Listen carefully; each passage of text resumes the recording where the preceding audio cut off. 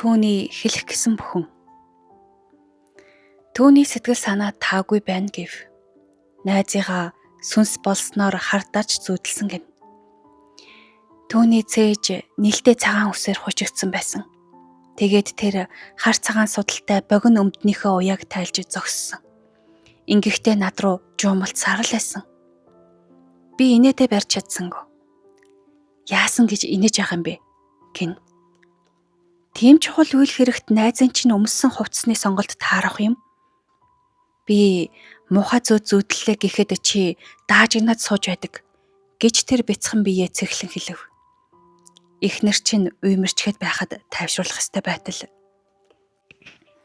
Өнөөдөр бол бидний өглөө хөнгөртөл орон дотроо нэг бол маргалтаж, үгүй бол түүх ярилцсан, цай бэлдээд өгөх хүн байсан ч болоосоо хэмээн мөрөөцөөр нозоорч өнгөрөөдөг нэм гараг. Каби бид хоёр анх биесээ таньдаггүй байхдаа ам зөрсөн тэр өдрөөс яг 8 сарын дараа буюу ойролцоогоор 2 жилийн өмнө гэрэлсэн юм. 10 настай охин явцын шалгалтын хариугаа хараад тихэмпхүү мөрөн рүү өсөрсөн хэрэг гарч би сургуулийн зарим багш сурагчдаас тэр талаар сурвалжилж байв. Тун боловсон охин байсан юмсан гэж багш нар санаа алдна. Гэхдээ тэр тийм ч их найзгүй гэж сурагчид хэлнэ. Муу дүнгээс болж гол руу өсрөх хүүхэд биш хэмээж аав ээж нь гимшин. Тэр сүүлчийн зураас үлдээсэнгүй. Алхаж явсан хідэн улс үерэлсэн мөрний ширэн урсгалаас түүнийг уургадаж гаргасан гин. Амьсгал хураасан байдалтай ирсэн гэж түргэн тусламжийн тасгийн эмч хэлнэ. Муу дүн эцсийн шийдвэрт нь түлхэц болсон байж болзошгүй гэж сэтгэл зүйч хэлнэ. Гэхдээ бодиттой прогноз гаргахын тулд түүний зан авирыг илүү гүнзгий судлах хэрэгтэй гэж сэтгэл зүйч үргэлжлүүлнэ. Тухайлбал гэрийн орчин, уур амьсгал, сургууль дах уур амьсгал. Тэгэж байж дараа нь түүний сэтгэл зүйн байдлыг тодорхойлох боломжтой болно. Англи эмч нарын арга барилыг уу? Эмчилгээний гарын авлага уншуулж байж л ч мэднэ. Багш нарын нэг генетхэн л над руу хашгирав. Мосоо сэтгүүлч нар гэж байна. Та нар үргэлж амиа хорлолтыг өргөмжилж юмны зөвхөн сөрөг талыг хардаг. Энэ бол ажлын минь нэг хэсэг гэж хариулаад би явж одлоо. Тэр багштай ахаад хэд хэдэн удаа дайралцсны эцэст би зориглож болзоонд ирсэн юм. Эхний болзоондоо найзынхаа ажиллаулдаг ресторанд дагуулж оров. Оройн зоогийнхаа үеэр би түүнд Тэхэмпхууд сэтгүүлч байхын тухай нийтлэгдсэн түүхийг буруу түүх гэж дүгнэх, бичих өнцгийг өрөөсгөл гэж үзэх хүмүүсийн хилэнтэй нүур тулах хэрэг гардаг тухай ярьсан юм. Яриаг минь тэр чих тавин сонсож улаан дарснаасаа балгана. 1 сарын дотор бид үерхэж эхэлсэн байлаа. Тэр дороо л биедээ тасгачсан. Төд удалгүй бид гэрэлсэн. Би давхар болсноо мэдснээс хойш тэр багшлахаа болсон юм. Сэтгэл төвшөлтөөс болж чи хар тараад байгаа бах гэж би хэлв. Эмчтэй уулзсан цагаас хойш чи дэндүү олон хэрэггүй юмны төлөө санаа зовнилоо. Юу гэсэн үг вэ гин тэр. Жирэмсэн эмэгтэй хүнийг юунд ч санаа зовоохгүй сууж байна гэж чи бодоо юу? Тийм бишээ. Би бушуухан хариулав. Одоохондоо зарим зүйлсийг түр мартчих болно шүү дээ. Жишээ нь миний цалин эсвэл чиний ажил. Нэмээд нэг ангаасан ам дөтлөд ирж яхад мөнгө чухал биш гэж юу? Миний ажил чухал биш хэрэг үү? Эсвэл чи намайг насан туршдаа хүүхэд харна гэж санаа юу? Бас одоогоос эхлээд чи илүү их мөнгө олох хэрэгтэй гэдгээ мэдэж байна уу? Жирэмсний тэжээлүүд үнэтэй байдаг гэдгийг мэдэх үү? Бас болдоо хайрт минь гэж би хэлээд мөрөн дээр нь гараа тавих гэж оролдлоо. Гэвч тэр нуруугаа харуулаад хэвтчихв. Хайраа. Би түүн рүү төгсгөн хэллээ. Бүх юм зүгээр болно доо. Зүгээр гэдэг хангалтгүй байна. Тэр хүнжил дотроо цохолдог хэлнэ. Зүгээр байхад хангалттай биш талаар би удахгүй хар дарах бах. Энэ мөчөд хажуу айлын эмэгтэй орилж хашгирдгаа эхэллээ. Эмэгтэй өдөржин ууж цаг мөч тутамд жаал хүүгээ элдвэр хараана. Түүнд хүүгийн юунд болдоггүйг би одоо ч ойлгодоггүй. Муу гахаан тоорой. Гахаа царилсан нохой. Үгээ барагдаж дуусах хүртэл энэ залхмаар жагсаалтаа урсгана. Жаал ээжийнхээ хэлэх үгсийг тоосон шинжгүй үргэлж цонхны тавцан дээр дүгжирнэ. Нэг удаа би эмэгтэйгээс хүүн ямар буруудайг асууя гэж бодсон ч над руу дайрч зандраад унах үе гэж айсандаа болохоор шийдсэн. Бас энэ заван хөршүүттэй заван газраас хизээ нөх юм? Удахгүй дээ. Би түүний үсийг элбэнгээ хэлнэ. Удахгүй. Энэ удахгүйгээ чинь хизээч ирэхгүй гэдгийг би мэдэж байлаа. Түүнээс гадна сэтгүүлчийн ажил минь Кабигийн хангалттай гэж үзэх хөрөнгийг хизээч олохгүй гэдгийг ч мэднэ. Бас би бутаан сонноос оройт хоосоо өмнө гарыг гэж бодож байгаа. Гэлээ гэтэл би өөр юу хийж чадах вүлээ? Надад тийм ч ариун сонголт үгүй юм шиг санагдана. Өнөөгийн олон бутаан залуусын адилаар Австрали явах тухай бодлоо. Оз явж ясаа цайтал ажиллана. Пицца хүргэн, хоол зөөн, жимс түүн. Тартагтаа туллаа гэхэд нийтийн жорлон цэвэрлэнэ. Генетик нь тэр над руу эргэж харлаа. Миний зүүдэндээ юу харсныг чи цааш нь сонсох хэрэгтэй байна гин. Чихээ тавин сонсъё гэдэг дээ. Ярил л та. Марцан хэллэг юм а гэж бодов. Чихээ хаваад амны энэ өмнө тавьж байна хэмээн төсөөллөө. Өдөр шувтарч нар тэнгэрийн улалцах хаяаг гатлан уруудаж ертөнцийг харуу нөмрөх цагаар нэргүй нэгэн хотын ногоорон үзэгдэх толгодыг давж морилцах зам дээгүүр ээж жаалхан хүүтэйгээ өгсөж алхана. Дов толгод нь нумарч долгиотсон энэ нутагт үе олон байшин сав цоохортож үзэгдэнэ. Айлуудын цонх нэг хоёроор гэрэлтэж эхэлнэ. Яг энэ цагдор ирчүүд ажилласаа харих замд оройг халуун дотн өнгөрүүлэхийг санаж мухалгаас ром худалдаж авдаг. Харин гэрийн эзэгтэй нар оройн холоо бэлдэж эхэлдэг. Яг энэ цагт ноход хуцалдаж эхэлдэг. Шингэх нарны хойноос тэд гаслан гашуудавч маргааш өдөр нь мандахыг ухаармагц эргээд намжин болдог. Ачааны машин хөлгөлсөн жолоочод мөн уухлах мангасныхаа урд гэрлийг асааж эхнэр хүүхдтэй амжиж очихын хүслэн болж хурдыг нэмдэг. Өнөөх ээж жаал хүүгийн хамт тахиралцсан замаар өксөж явсан нь энэ үе. Ээж хүүгээ гараас нь хөдөлжээ. Хуйлсан үчийн сонин гартаа барьсан залуухан эр тэдний хойхон явна. Ачааны тэрэг хар утаа хайсаар хурд нэмэн давхилна. Жолооч зам дээр их хүү хоёр явахыг харамгц дуут тохоогоо хатаана. Гэвч тэр хурдаа хассангүй. Жаал хүү айсуу ачааны машиныг хараад хөөрцөглөнө. Амнаас нь ойлгомжгүй үг сурсаж давшлах ачааны машин руу хуруугаараа заан тэмүүлэхтэд гар нь ээжийнхээсээ мултарна. Ээж барьцаалтан самгардаж жаалын хойноос гүйнэ. Ард явсан залуухан эр хүүгийн зүг ухсхийн. Ачааны машин хүнгэнсээр нүүр тулж ирнэ. Жолооч айж балмагдан дуу алдаж тэнхээ мэдэн тоормос гიშгэж дууд дохиод арна. Ачааны тэрэг рүү нь гүйх жаалыг тэр үчийн үнээрт харсангүй. Эхнэр хүүхэд дээрээ очихоор гэр рүүгээ тэр яарч авсан. Эргээд ир гэж ээж хашгирагч хүү ачааны тэрэгний хойд давхар дугуй доогуур аль хэдийн алга болжээ. Ачааны тэрэг зайдуу зогсож гин буруут нэрвэгдсэн айдас сандралд автсан жолооч ээжийн хараалыг хүртэхэд бэлэн бүхээгээсээ хараан бууна. Бутан донд би харсангүй. Болдог бол өршөөж харил намайг. Улангассан харцаар тэр өршөөл ирнэ. Ээж хүүгийнхээ бицарсан биеийн дэргэд сөхөрч галзуу хүмэд цорхирон уйлж үерлэх нулимсэн дунд бачууран самуурна. Ийхүү тэр ухаан балартана. Цөөн хідэн хором өнгөрөхөд тэр сэргэж хүүгээ хараад эргээд ухаанаа алдна. Гэвч эцэст нь ахин өндийж суухдаа тэр эргээд хачнаар тэнхээ тамиртай болсон байна. Тэр ахиж уйлсангүй. Тэр хүүгийнхээ дэргэд сөхөрч сууна. Залуухан эр ээжэд хүүгийн биеийг тэрвэрч авахд туслана. Хамтдаа тэд хөшсөн хүүг өргөнө. Тэдний гарт ердөө бяцхан цээжин бий байлаа. Таташ болсон ташаанаас доошх хэсэг газар түлтэнэ. Энэ мөчөд Кабигийн хүйтэн хөлс чихран чичирч шүдэн тажигнаж зүрхэн савлсаар сэржээ. Би нүдээ том нэвч тэнд хав харанхуу. Би айсандаа хүнчлөөсөө тас зурна. Урд минь эрэгтэй хүн зогсож байна. Тэр бол надтай нэг ангид байсан эрэгтэй гэж тэр ярина. Тэр дундаж өндөртэй, цайвар төрхтэй, цагаан сарал өстэй. Цээжин биеийн нүцгэн. Тэр баг зэрэг бүхэж судалтай богино өмдөө тайлах гэж оролдоно. Би түүнийг маш тод харсан. Цээжин дээр хүс, өндөр хацрын яс, том дух, гялалцах нүд, бас богино өмднийхөө уяатай цугулдан ноцолдох түүний гар. Тэр ярина.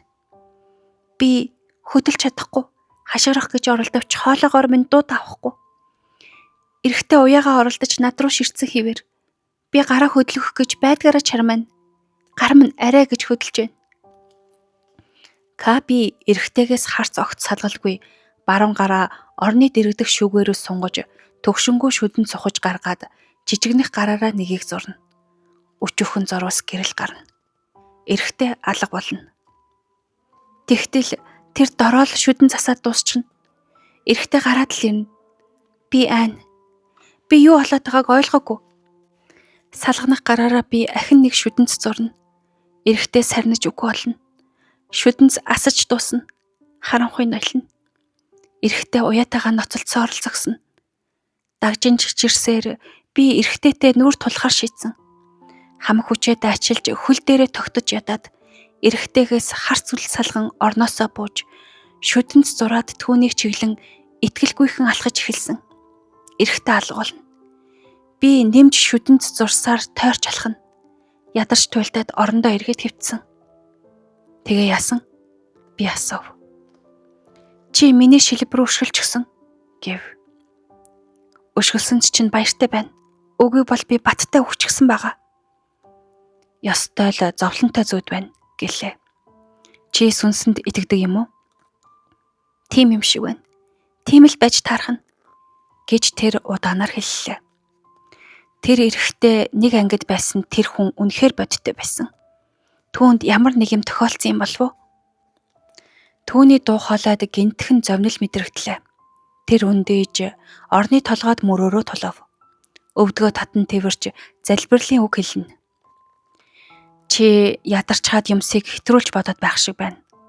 Одоо бид чинь өөр нэгэн ам бий болсон болохоор тайван байж сурах хэрэгтэй. Тэр ангийнхаа хүнд санаа зовж байгаа бол би холбогдоод асуугаад өгье. Тэр утас руугаа сунаж дугаарыг надад өгөв. Би дугаар руу залглаа. Байна уу? Байна уу? Эрэхтэй ярьж байна. Би сайн уу? Би сайн, баярлалаа. Чи сайн уу? Би сайн, баярлалаа гэж би хэлв. Чи үнэхээр сайн биз? Эрэхтэй эргэлзэн хэлэх үггүй гацчих шиг санагдлаа. Би зүгээрээ тэр хэлнэ.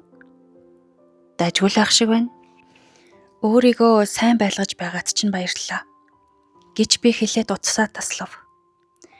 Ангийн хүн чинь зүгээр байна гин гэж би их нэртэй хэллээ. Түүнийг зүгээр гэдгийг би мэдэж байсан гэж тэр хариулна. Тэгвэл яах гэж надаар яриулсан юм?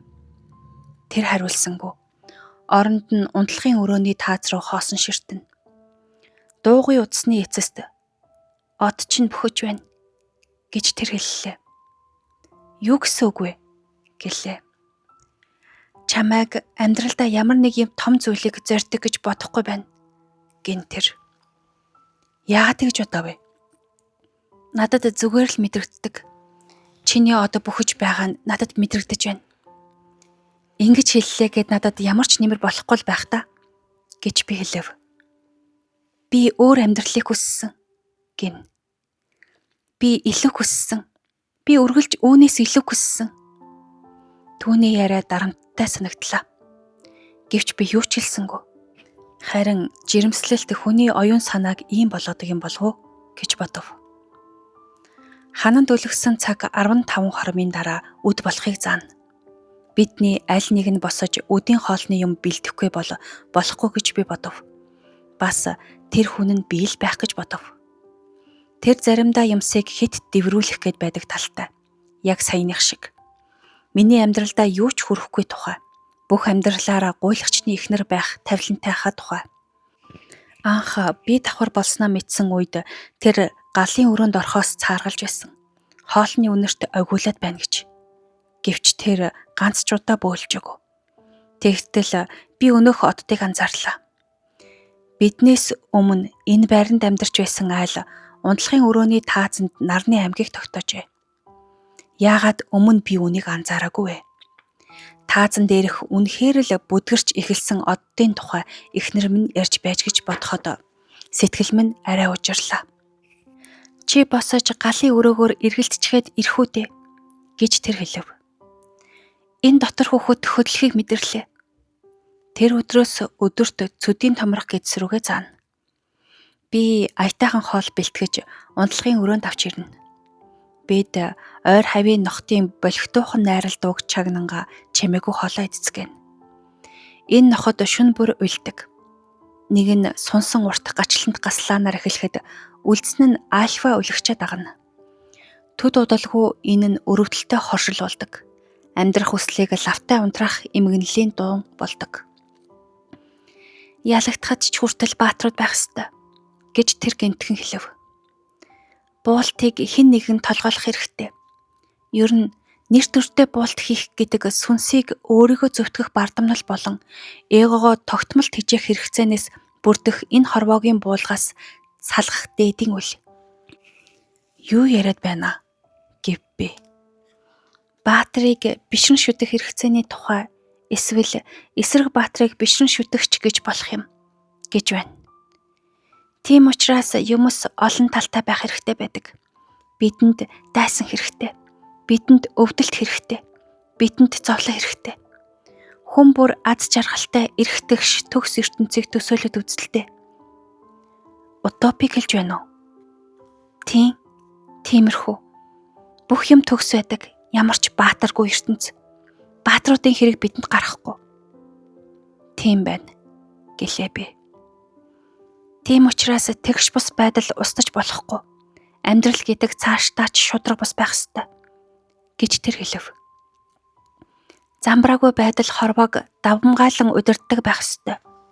Үгүй бол төгс төгөлдрийн төлөөх тэмцэл зогсож бид соёл иргэншлийн хувьд хөгжин дэвжиж чадахгүй. Замбраагүй байдал уствал гоо үзэсгэлэнгийн ойлголт ч устна. Үүнтэй ижлэр худал хуурмаг буй цагтл үнний ач холбогдол гарна. Үгүй бол өөгүй чанарынхаа үнэмлэхүй оргилд орших үнэн үлэг болж хуучрах эрсдлийг үүрнэ.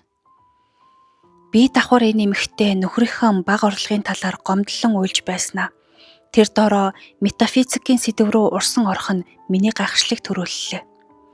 Хожим нь би аяг тавга галын өрөө рүү буцааж хураагаад хогоо шүртэж хідэн тэнмэл жоо малаад түүнд шүүс аягалж өгнө. Тэр зураг дасааж сувгуудыг гүйлгэж харна. Мангар энэтхэг бүжгийн нэвтрүүлэг үзээд очоод зогсчихгүй гэж санаа зовтол миний бодлыг унших мэт тэр Ал Жазира дээр тогтлоо. Би шүүсийг орны дэргэдэх ширээн дээр үлдээгээд түүний хажуугаар оронд орлоо. Одоогийн байдлаар ёстой л дүүлэнтэй нэм гаргийн өглөө байна да гэж би бодов. Харин одоо тэр харцаа зурагтаас салгалгүй ярьж эхлэв. Надад дахиад нэг юм хэлээч. Асуултыг хүлээж авъя. Чи юугаа бодож энэ гамшигын хороололд байр түрээслэе гэж шийдсэн юм бэ?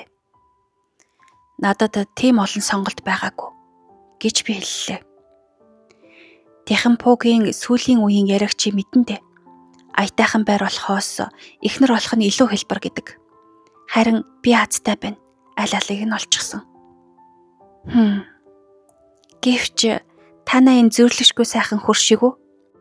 Аятайхан түрээслүүлэгч хүн юм бол яаж өөрийнхөө хүүг гахаан торой эсвэл гахаа царайсан нохоо зэргээр дууддаг хүүхэнд байраа түрээсүүлж чаддаг байна. Тэр гахаа царайлсан нохоо гэдэг дээр тэсэлгүй перхитэл инээж удаанаар давтаж хэллээ. Би чиний оронд байсан бол ачаагаа баглаад аль эртийн заваан газраас явчихсан байсан юм. Гэтэл чи эндээ үлдэхээр шийдэж дээрэс нь намайг чирээд ирсэн. Энд би аз жаргалгүй байгаа юм биш л дээ. Надад үн цэнтэй зүйлс хотын энэ хэсэгт дутагтаад байдаг юм. Би түүнийг зүгээр л сонсно. Ингэх нь чухам хамгийн зөв санагдсан юм. Би чамд амьдралынхаа том уналтуудын нэгийг ярих уу? Гэлээ. Ааха. Би Жох охин байлаа. 4-5 л байсан бах. Ихэнх цагийг ганцаар өнгөрөөдөг байсан. Яагаад гэдгийг нь мэдэхгүй ч би байрны охидтой тэгтлээ нийлдэггүй байсан юм. Нэг орой би өвөөгийнхөө арчилдаг байсан бяцхан цэцгийн мандлын дэргэд савлуурдаж байлаа. Би савлуураас унахад гар минь нэг нялцгай зүйл дээр дарчих шиг болсон. Гөрвөлээс юм. Гөрвөл зурчихсан ч гарт минь сүүл нь үлдсэн байсан. Би айж байраагүй л дээ. Гэхдээ гинтэл би уйлаад эхэлсэн. Цөрхрөн бархирсаар эцэстээ ээж минь над дээр ирж юу болсныг асуулаа. Би гөрвөл алчглаа гэж хэлээд жижигхэн сүүлийг ээж рүү сарвайсан. Тэр сүүлийг хараад над руу томоор бишээлээ. Тэнэг хэм минь. Энэ гөрвлүүдийн сүүл эргээд л ургачдаг байхгүй юу? Гээд сүүлийг аваа шидчихв. Би түүнд итгэхгүй уйлсаар байсанд аав минь ирж мөн ижил юм хэлсэн. Тэгээд би итгэхээс өөр аргагүй болов. Гэнэт өөртөө уур хүрээд явчихсан. Эргээд ургачдаг гөрвлийн сүүлийг тасалсандаа би яах гэж тэгтлээ хүйсэн юм бэ? Би нэг зүйлийг ухаарах хүртэл энэ асуулт намайг маш удаан тарчлаасан. Тэр орой би гартаа гөрвлийн сүүл барьчихад уйлж хэвтэхдээ бүх амьд зүйлс аюул занал хийлийн дундуур амьдарч явдгийг, биеийнхээ хэсгүүдийг тастан байж хожим зайлшгүй ирэх осол үхлээс зугтаж явдгийг ойлгосон юм. Бид үргэлжил ингэдэг. Энэ утгагүй хоосон амьдралыг туулах замдаа өөрийнхөө хэсгээс тасалсаар явдаг. Түүний хорвоог үзэх үзэлтэй би санал нийлж байлаа. Бидний эмзэг турхан биес аюулаас зугтаж гүйдэгч аанда үхэл биднийг эзэсэлдэг тухай саяны яриатай чинь санал нийлж байна гэж би хэлэв. Бид 10 минутыг өөр өөрсдийн бодолд автан чимээгүй сууж өнгөрөөгөөд анзаартал тэр аль хэдийн нүдэн ансан байлаа. Хэлэх гэсэн бүхнээ би хэлчихлээ гэж тэр хахрамжгүй хэлээд хан руу эргэв. Тэгээд тэр дороо унтаад өгөв. Бутан 21-р зуун 2-р арван 1972 онд Бутаны 4-р хаан Жигме-Синге Вангчук үндэстний нийт аз жаргал гэх ойлголтыг анх дэвшүүлж, үндэстний нийт аз жаргал нь үндэстний нийт бүтээгдэхүүнээс илүү хэмээн ард иргэдийнхэн ахуй амьдралын эдийн засгийн бус үзүүлэлтүүдийг чухалчилгаа мэдэгдэж байлаа. Аз жаргалын орон гэх тодтголыг Бутаны 5-р хаан Жигме Кексар Намгэл Вангчукч эрхэмлэн чухалчилдаг. Гэсэн хэдий ч Бутан орон аз жаргалын индексээр тун доогуур жагсдаг аж. Учир нь эдийн засгийн бус сэтгэл зүйн үзүүлэлтүүдийн цаана хүмүүний анхдагч хэрэгцээний хангамж, санхүүгийн тогтвортой байдал зэрэг нийгэм эдийн засгийн үзүүлэлтүүд оршиж байдгийг няцааж үгүйсгэжгүй. Орчин үеийн Бутанд залуу үеийнхний ажилгүйдэл, боловсрол болон эрүүл мэндийн салбарын доройтол, хүйсийн тэгш бус байдал зэрэг олон асуудал тулгараад байна. Улс орон нийгмийн байр байдал дорой бурай үед залуу халуун хүмүүс өөрсдийгөө хашигдаж хавчигдсан мэт мэдэрч илүү ихийг хүртэх хэрэгтэй хэмээн тийчилж тэгсхийгээд бойнго дүүнг болцгоох нь бий. Зохиолч Гопилал Ачарья залуухан хосын нэг өглөөний аж амьдрал, харилцан яриагаар тэрхүү залуу үеийн амь халуун хүсэл, жигшим залхуурал, эргэлзээ төөрөгдөл, үзэл санааны мөрөөр нэхэн мушигчээ.